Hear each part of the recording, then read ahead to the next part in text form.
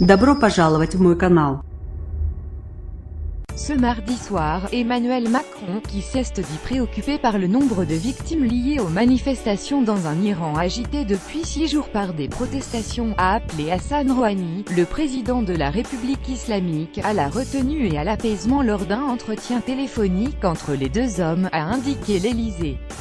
L'Élysée a par ailleurs annoncé que la visite à Téhéran de Jean-Yves Le Drian, le ministre des Affaires étrangères, prévue prochainement était reportée.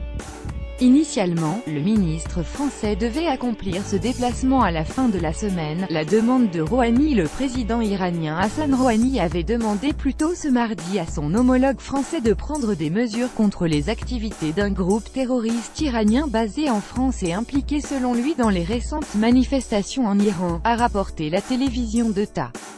Nous critiquons le fait qu'un groupe terroriste ait une base en France et agisse contre le peuple iranien et encourage la violence.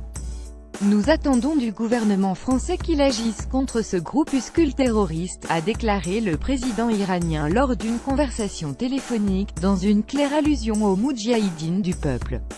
Les autorités iraniennes accusent les moudjahidines du peuple, qualifiés par le pouvoir iranien d'hypocrites, d'alimenter les violences et d'être liés à l'Arabie Saoudite, rivale régionale de l'Iran. Le général Rassoul Sanaïra, l'adjoint politique du chef des puissants gardiens de la Révolution, a affirmé mardi que le groupe moudjahidine du peuple avait été chargé par les Al-Saoud, la dynastie qui règne sur l'Arabie Saoudite et certains pays européens, de créer de l'insécurité, selon l'agence Tasnim. Inscrivez-vous à la newsletter BFM TV Midi.